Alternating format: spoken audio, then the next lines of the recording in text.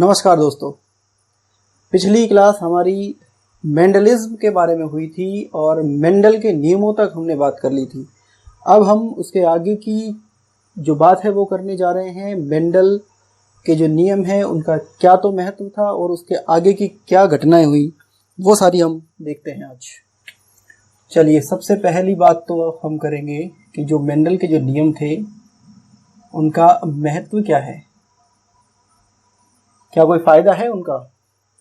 हाँ, उनका फ़ायदा है। एक तो सबसे बड़ा फ़ायदा तो फसलें जो थी हाई यील्डिंग वैरायटी यानी उच्च उत्पादक क्षमता वाली फसलें उत्पादित होने लग गई। मेंडल के नियमों को देखा गया कि किस तरह से प्रभावी लक्षण अगली पीढ़ी में जाते हैं, उसी आधार पर प्रभावी लक्षण वाले बीजों को फिर उगाया गया। यानी F1 पीढ़ी के बीज जो बाजार में हम लेकर आते हैं संकर बीज, वो F1 पीढ़ी के बीज होते हैं। उन्हें उगाया जाता है और उगाने के बाद में जो फसल प्राप्त होती है वो 3:1 यानी 75% फसल जो है वो बहुत अच्छी क्वालिटी की उत्पन्न होती है और बाकी 25% लक्षण जो है वो अप्रभावी लक्षण प्रकट होते हैं इसमें। तो असल में ये हरित क्रांति भी इसी से जन्म लेती है, जब नॉर्मन बोरलॉग, ये तो हालांकि विश्व में हरित क्रांति के जनक हैं और भारत की यदि बात करोगे तो उसके लिए जिम्मेदार जो व्यक्ति हैं वो हैं MS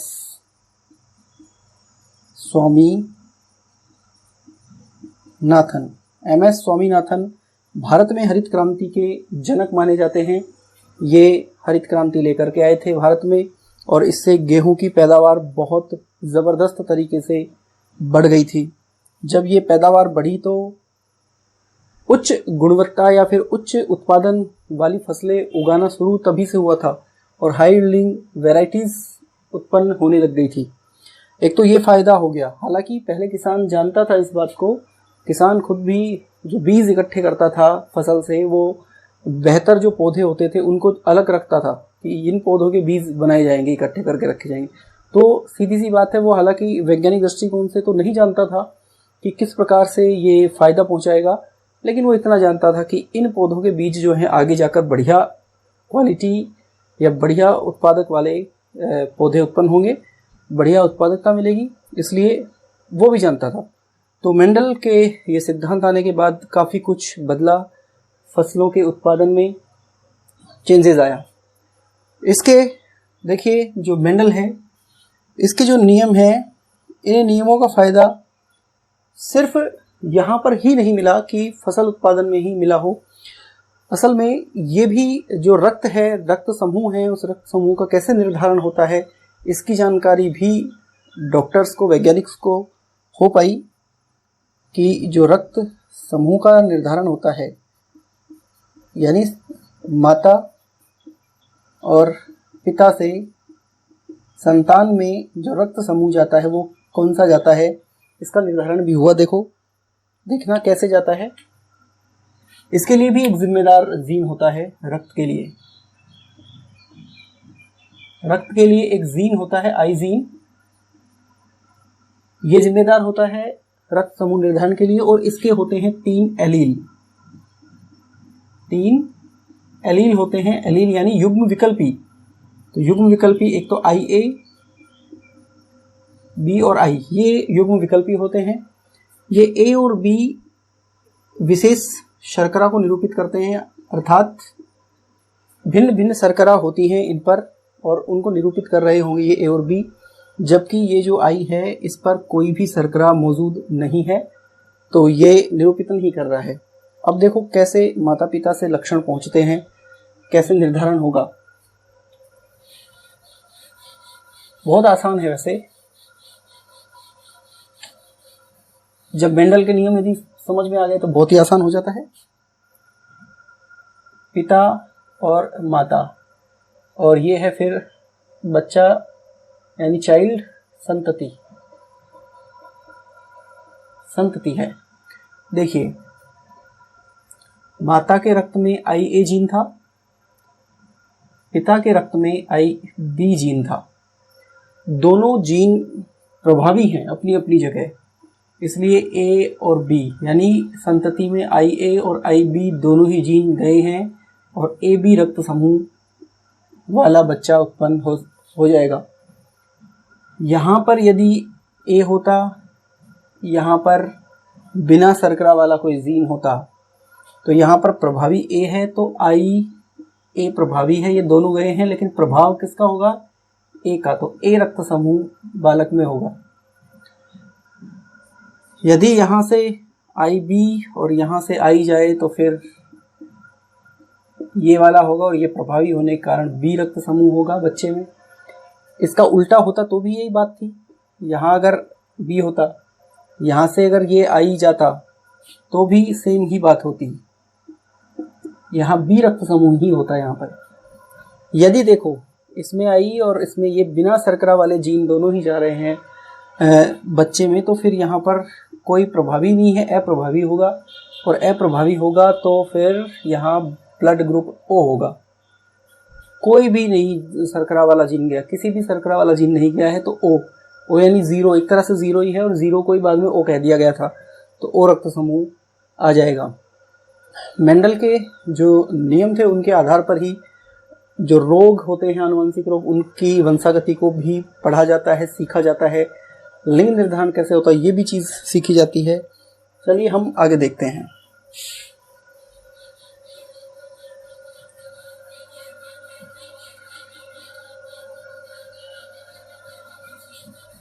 देखो एक दो चीज़ें और देखते हैं, इंपॉर्टेंट बातें हैं, लेवल थोड़ा सा ज़्यादा है लेकिन आपके लिए महत्वपूर्ण भी होंगी। एक पश्च संकरण आता है, इसके बारे में जाने आप। पश्च संकरण होता क्या है? इसे कहते हैं बैक क्रॉस।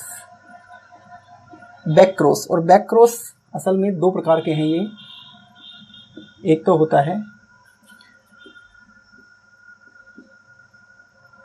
आउट क्रॉस और एक होता है टेस्ट क्रॉस। आउट क्रॉस और टेस्ट क्रॉस पश्च संकरण होते हैं। पश्च का मतलब पीछे, और पीछे कैसे होते हैं? देखिए, किसी भी जब संकरण करवाया जाता है तो किसी भी पीढ़ी में F1 पीढ़ी जो उत्पन्न होती है, F1 पीढ़ी जैसे मान लो अभी मेंडल ने ये करवाया था लंबे और बोनों का संकरण, तो F1 पीढ़ी ये प्राप्त हुई थी। इस तरह से सारे चारों ऐसे प्राप्त हुए थे F1 पीढ़ी में। यदि F1 पीढ़ी का संकरण प्रभावी लक्षण से करवा दिया जाए, प्रभावी का मतलब TT प्रभावी है, यदि F1 पीढ़ी का संकरण प्रभावी लक्षण से करवा दिया जाए तो इसे कहते हैं आउट क्रॉस। इसे कहते हैं आउट क्रॉस, और ऐसा इसलिए करवाया जाता है, इसका उद्देश्य जो होता है वो ध्यान रखना, ऐसा इसलिए करवाया जाता है ताकि अप्रभावी लक्षणों को प्रकट होने से रोका जा सके।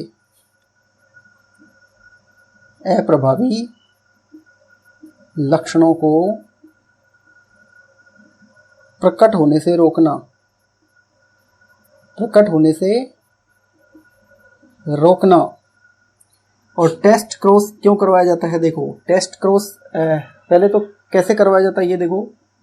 F1 पीढ़ी का क्रॉस यदि अप्रभावी जीन से करवा दिया जाए, अप्रभावी जो जीन है उनसे करवा दिया जाए, तो इसे कहते हैं टेस्ट क्रॉस या परीक्षार्थ क्रॉस, परीक्षार्थ संकरण,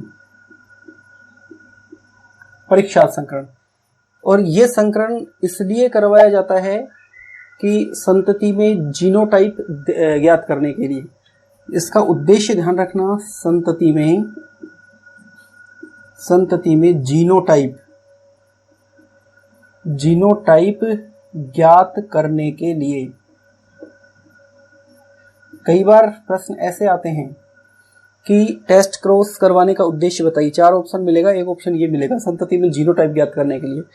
कई बार इससे आ सकता है, तो इससे उद्देश्य पूछा जा सकता है कि क्यों करवाया जाता है। आउट क्रॉस बताइए, तो अप्रभावी लक्षणों को प्रकट होने से रोकने के लिए ये टेस्ट जो क्रॉस है, आउट क्रॉस, वो करवाया जाता है।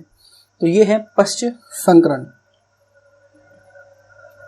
चलिए अब नेक्स्ट बात करते हैं, हम सहलग्नता की बात करेंगे।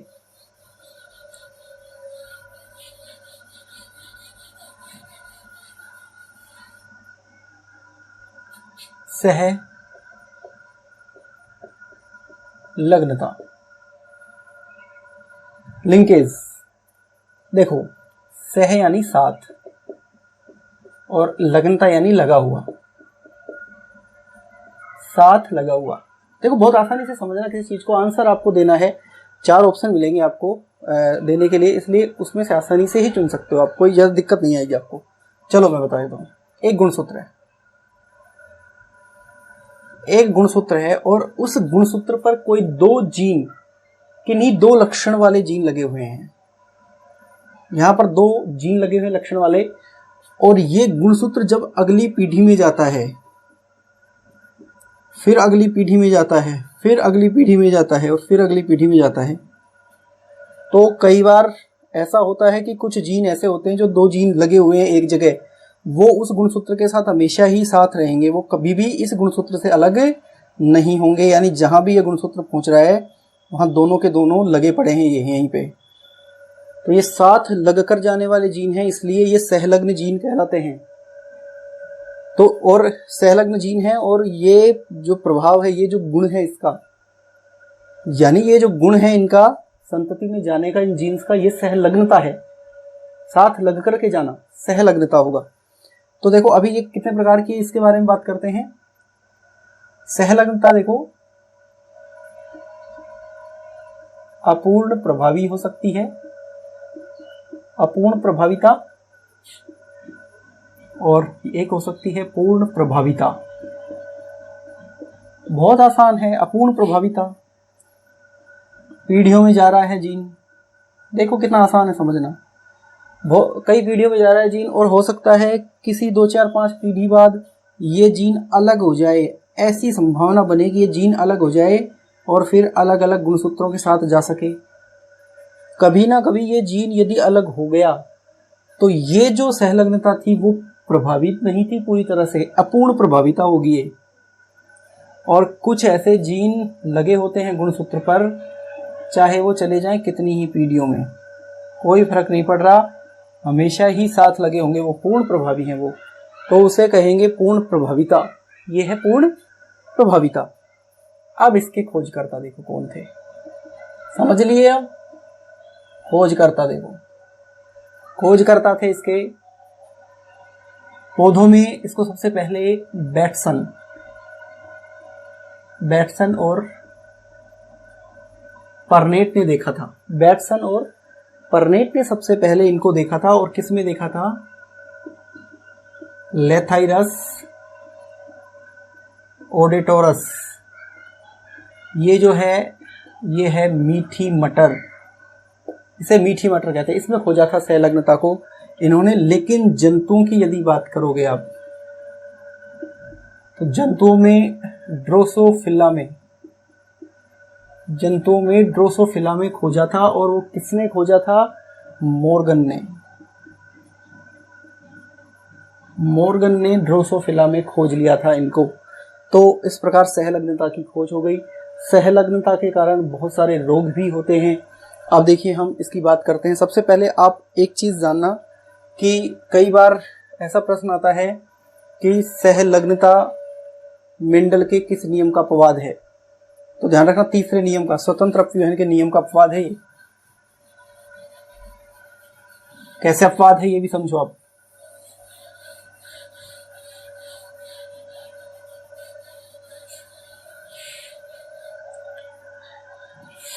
सहलग्नता जो है मेंडल का जो तीसरा नियम था, स्वतंत्र अपव्यूहन का नियम, स्वतंत्र अपव्यूहन का नियम, लॉ ऑफ इंडिपेंडेंट असॉर्टमेंट। इस नियम का अपवाद क्यों है? देखो अभी मेंडल ने ये तो कहा था ना कि जब 2 लक्षणों को लेकर क्रॉस करवा रहे थे तो प्रत्येक जीन स्वतंत्र होता है अगली पीढ़ी में किसी के साथ भी जुड़ने के लिए, यानी प्रत्येक जीन अपने स्वतंत्र है, जरूरी नहीं है कि डबल आर जो है वो दोनों के दोनों ही कैपिटल हो, वो स्मॉल हो सकता है और कैपिटल के साथ जुड़ सकता है, कैपिटल स्मॉल के साथ जुड़ सकता है, फ्री है वो कहीं पर भी जुड़ने के लिए। लेकिन सहलग्नता में क्या हुआ, दो जीन जिससे लग गए वो उसी के साथ जा रहे हैं, अलग ही नहीं हो रहे। तो ये क्या इस नियम का अपवाद नहीं है क्या? बिल्कुल है। तो ये एक चीज तो ये ध्यान रखना, स्वतंत्र अपव्यय नियम का क्या है ये अपवाद, क्या? सहलग्नता, सहलग्नता इसका अपवाद है। अब देखो सहलग्नता के कारण क्या हो सकता है, कैसे रोग भी हो सकते हैं,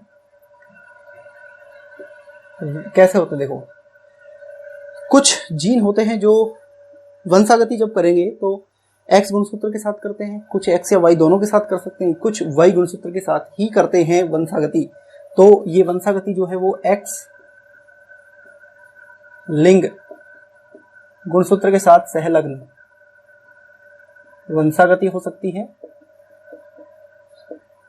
वंशागति, या फिर एक्स या वाई सहलग्न वंशागति हो सकती है, या फिर सिर्फ वाई सहलग्न हो सकती है, कोई सी भी हो सकती है। देखो एक्स सहलग्न वंशागति क्या है, लिंग गुणसूत्र के साथ सहलग्न वंशागति क्या है। देखो लिंग गुणसूत्र यदि मानव की आप बात करोगे मनुष्य की, तो टोटल 46 गुणसूत्र होते हैं, 23 जोड़ी गुणसूत्र होते हैं, जिसमें से 22 जोड़ी गुणसूत्र तो होते हैं ऑटोसोम्स, ऑटोसोम जिन्हें कहते हैं अलिंग गुणसूत्र, और एक जोड़ी जो होता है वो होता है एलोसोम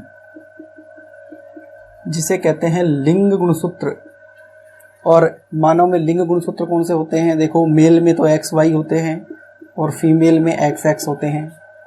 अब यदि एक्स सहलग्न वंशागति हो रही है तो देखना एक्स सहलग्न वंशागति, इसमें जो वाहक होगी वो मादा होगी, महिला होगी इसकी वाहक, महिला इसकी वाहक होती है। एक्स या वाई दोनों हो सकती हैं, तो ऐसे भी रोग होते हैं कई बार, जैसे जो रंजकहीनता है ये एक तरह का रोग है, वो एक्स और वाई दोनों सहलग्न वंशागति से होता है। वाई सहलग्न से भी होते हैं, हाइपरट्राइकोसिस से कर्ण पल्लव पर बड़े बाल हो जाना, ये पुरुषों में ही होगा, वाई सहलग्न वंशागति है वो। तो ऐसी वंशागतियां होती हैं। चलिए हम बात करते हैं अभी इन रोगों की भी कि कैसे वंशागति होती है किस के साथ में।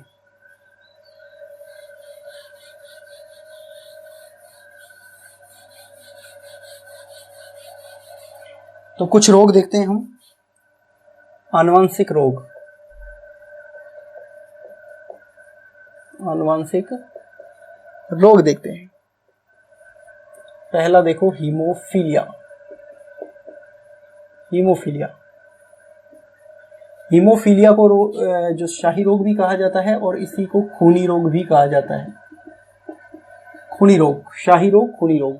शाही तो इसलिए कहा जाता है कि सबसे पहले शाही खानदान में खोज लिया गया था इसको, महारानी विक्टोरिया के परिवार वंशजों में इसको खोजा गया था। हेल्डन ने इसको खोजा, महारानी विक्टोरिया के परिवार में खोजा, और जॉन ऑटो ने इसका अध्ययन किया, जॉन ऑटो ने इसका अध्ययन किया था हीमोफीलिया का। हीमोफीलिया में जो वास्तविक स्थिति है वो ये होती है कि इसमें रक्त का थक्का नहीं बनता है, रक्त का थक्का नहीं बनता और रक्त लगातार बहता रहता है, और ये आनुवांशिक रोग है, अगली पीढ़ियों में भी पहुंचता है। और इसमें ध्यान रखना ये एक्स सहलग्न वंशागति है, एक्स सहलग्न वंशागति है, और एक्स गुणसूत्र पर अप्रभावी जीन की उपस्थिति के कारण होती है। एक्स गुणसूत्र पर अप्रभावी जीन उपस्थित होता है, उसी के कारण ये होती है। अब देखो ये महिलाओं में तो रोग कारक नहीं होती है सामान्यतः, महिलाओं में एक गुणसूत्र यदि हीमोफीलिया का हो गया, लिंग गुणसूत्र की बात है, तो कोई खास फर्क नहीं पड़ता, अप्रभावी है, ये अप्रभावी लिंग गुणसूत्र है, तो अप्रभावी जीन के कारण होती है। इसलिए ध्यान रखना एक सही सलामत है इसके अंदर, इसलिए ये रोगी नहीं है, ये रोगी नहीं है, ये सिर्फ वाहक है, वाहक यानी ये आगे पहुंचा तो सकती है रोग को। जी हाँ, पहुंचा सकती है। कैसे पहुंचा सकती है? देखो, ये वाहक है और इसकी एक हीमोफीलिया रोगी पुरुष से शादी हो जाए। अब इसके बच्चे देखो जो होंगे, अगर ये एक्स गुणसूत्र आ गया बच्चे में और ये एक्स इसमें आ गया, तो फिर ये बालिका जो है वो रोगी हो सकती है। अन्यथा तो ये आ गया और ये आ गया तो ये नहीं होगी। एक आ जाएगा तो कोई खास फर्क पड़ने वाला नहीं है। हाँ, यदि महिला तो रोगी हो गई, अब ये महिला जैसे ये रोगी हो चुकी है, अब ये रोगी अगर हो गई है तो फिर ये दिक्कत करेगी। और ये दिक्कत ऐसी करेगी कि इसकी यदि शादी किसी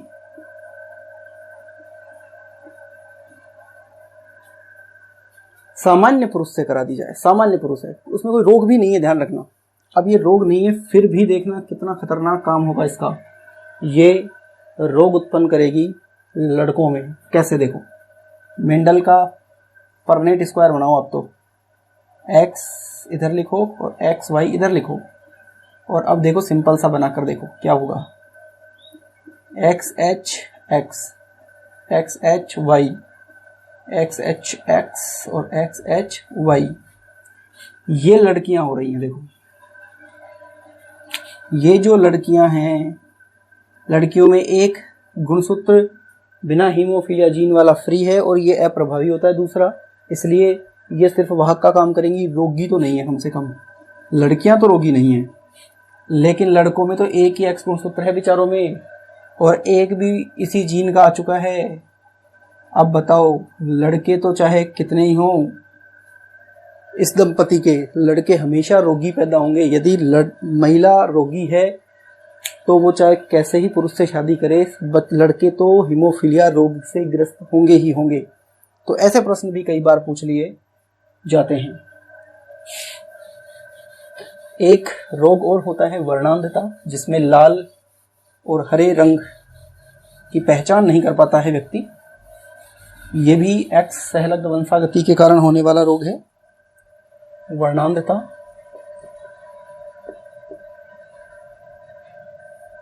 और वर्णांधता की खोज की थी हॉर्नर ने। वर्णांधता की खोज हॉर्नर ने की थी, और वर्णांधता में ध्यान रखना, लाल और हरा दो रंगों की पहचान नहीं होती है व्यक्ति को। और कभी पुलिस की एग्ज़ाम देने जाओगे या फिर किसी फोर्स में जाओगे, एयरफोर्स, नेवी या जिसमें भी आप जाओगे, आर्मी में, तो वहाँ पर वर्णांधता का टेस्ट होगा। रेड ग्रीन में टेस्ट किया जाएगा, फर्क करते हो या नहीं करते हो, ये टेस्ट भी होता है। ये भी एक्स सहलग्न वंशागति वाला रोग होता है। इतना ध्यान रख लेना काफ़ी है। चलिए नेक्स्ट देखो, एक्स और वाई सहलग्न वंशागति दोनों से मिलकर के होने वाला कोई रोग है तो वो है रंजकहीनता। रंजकहीनता, असल में इस रंजकहीनता में होता ये है कि जो मिलेनिन है वो शरीर में मिलेनिन रंग को गहरा करता है। हमारे शरीर में त्वचा के रंग को गहरा करने का काम करता है। ये मिलेनिन बनना बंद हो जाता है, और बनना बंद हो जाएगा तो शरीर सफ़ेद सफ़ेद नजर आएगा, त्वचा सफ़ेद नजर आएगी। ये रंजकहीनता रोग है, और ये एक्स और वाई दोनों पर हो सकता है ये। तो ये है रंजकहीनता। नेक्स्ट देखो, वाई सहलग्न देख लो, वाई सहलग्न वंशागति, हाइपर ट्राइकोसिस।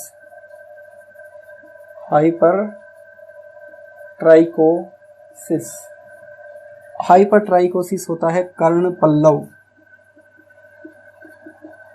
पर बड़े बाल होना, कर्ण पल्लव पर बड़े बाल होना। और ये वाई सहलग्न वंशागति है, और वाई गुणसूत्र पे होगी तो फिर आगे भी वाई में ही जाएगी, इसलिए लड़कों में होगी। यानी ये पुरुषों में होने वाला विकार है, एक तरह का पुरुषों का विकार है। हाइपर ट्राइकोसिस पुरुषों का विकार है। ये वाई सहलग्न वंशागति होती है। तो इस प्रकार ये कुछ रोग थे जो XY सहलग्न वंशागति के कारण होने वाले थे। हालांकि रोग और भी हैं जो कि आनुवंशिक होते हैं, उनकी अलग से हम चर्चा करेंगे, जैसे डाउन सिंड्रोम है, Patau syndrome, Edward syndrome, Klinefelter syndrome, super मादा, इनकी अलग से हम चर्चा करेंगे। तो इतनी बात तो हो गई। अब हम जीन मैपिंग और देख लेते हैं। जीन मैपिंग क्या होता है? जीन मैपिंग, जीन मैपिंग का मतलब है गुणसूत्र पर जो जीन है उनको एक रेखीय क्रम में व्यवस्थित कर देना। गुणसूत्रों पर जीन की रेखिक क्रम में व्यवस्था, ये होता है जीन मैपिंग। गुणसूत्र हैं उस पर जीन जो भी होंगे उनकी एक रेखिक क्रम में जो व्यवस्था होती है वो जीन मैपिंग कहलाती है। अब जीन मैपिंग और बाकी चीज़ों की बात हम जीन अभियांत्रिकी पढ़ेंगे ना, तब हम करेंगे बायोटेक्नोलॉजी में। एक शब्द आता है जीनोम।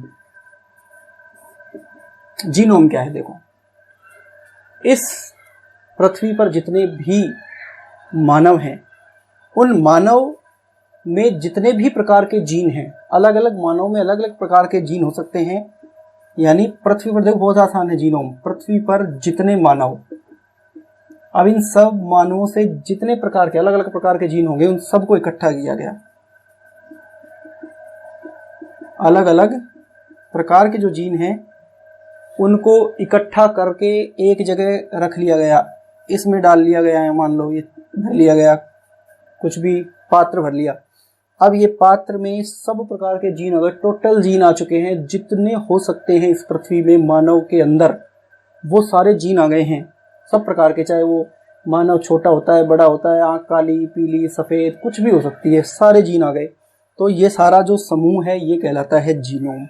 और मज़े की बात देखिए, जितने प्रकार के जीन मौजूद हैं पूरे विश्व में, पूरे धरती पर मानव में, वो एक चम्मच के अंदर रखे जा सकते हैं। एक चम्मच जो होती है उसके अंदर इकट्ठे किए जा सकते हैं वो जीन। देख लो अब कितना प्रभाव दिखाते हैं वो।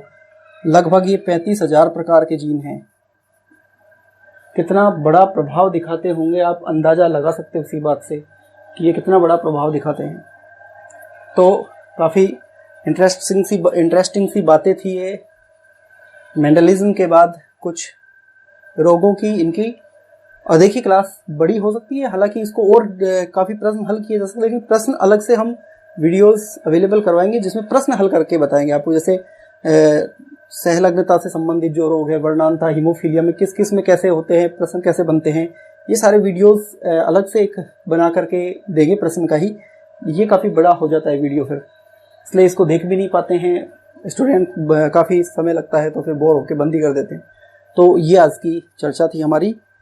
तो चलिए, आपने यदि पसंद किया तो फिर सब्सक्राइब और शेयर भी करना, और प्रेस बेल आइकन, इसका ध्यान जरूर रखना।